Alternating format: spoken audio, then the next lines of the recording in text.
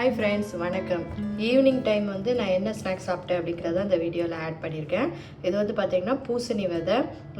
பூசணி விதை சாப்பிட்றது வெயிட் லாஸுக்கு ரொம்ப ஹெல்ப்ஃபுல்லாக இருக்கும். இது ஃபைபர் கண்டென்ட் அதிகமாக உள்ளது. 20லேருந்து 30 வரைக்கும் உள்ள பூசணி விதையை நம்ம ஈவினிங் ஸ்நாக்ஸுக்கு பதிலாக இதை எடுத்துக்கலாம். ஒரு 4 மணிக்கெலாம் அந்த ஸ்நாக்ஸை நான் எடுத்துக்க போகிறேன். ஓகேவா? அடுத்து நம்ம நைட்டுக்கு என்ன டின்னர் பண்ணுறோம் அப்படிங்கிறத பார்க்கலாம். நைட்டு டின்னருக்கு பார்த்திங்கன்னா நான் அந்த ராக் மெலன் தான் எடுத்துக்க போகிறேன். இது ஜூஸ் போட்டும் சாப்பிட்லாம், இல்லை அப்படியேவும் கட் பண்ணி பீஸாகவும் சாப்பிட்லாம். நான் அன்றைக்கி ஜூஸ் போட்டு சாப்பிட போகிறேன்.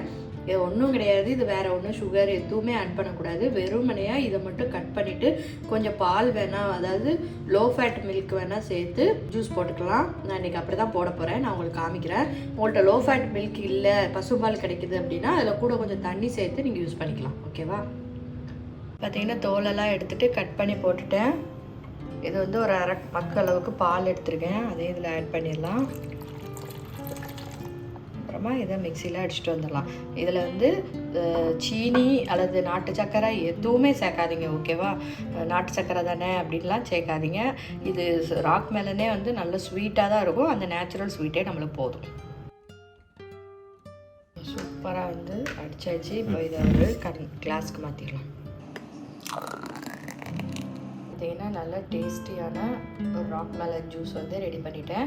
நான் நைட்டுக்கு ஏன் ஜூஸ் குடிக்கிறேன் அப்படின்னா, இப்போ ஒரு 2-3 நாளாகவே எங்கள் வீட்டில் பர்த்டே, அந்த செலிப்ரேஷன் இந்த செலிப்ரேஷன் கொஞ்சம் ஃபுட்டெல்லாம் ஜாஸ்தியாக போனதுனால என்னையை நானே கண்ட்ரோல் பண்ணிக்கிறதுக்காக ஜூஸ் அல்லது சூப் அந்த மாதிரி ஐட்டங்கள், ஓட்ஸ் கஞ்சி இந்த மாதிரி ஒரு வாரத்துக்கு சாப்பிட்லான்னு நான் நினச்சிருக்கேன். அதனால தான் நான் இன்றைக்கி நைட்டுக்கு இந்த ராக் மெலன் ஜூஸ் போட்டிருக்கேன். இது பார்த்திங்கன்னா மணி 7 மணிக்கு நான் டின்னர் முடிச்சிருவேன். அதுக்கப்புறம் எதுவும் சாப்பிட மாட்டேன். தூங்குறதுக்கு முன்னால் பாலில் கொஞ்சமாக மஞ்சள் தூள், நட்மக் பவுடர், அப்புறம் கொஞ்சமாக தேன் இது சேர்த்து நான் குடிச்சிட்டு படுத்துருவேன். இன்றைக்கி நான் சாப்பிட்ட ஃபுட்டெல்லாம் பார்த்துருப்பீங்க. ஒன்றும் ஸ்பெஷலாலாம் ஒன்றும் செஞ்சு சாப்பிடல.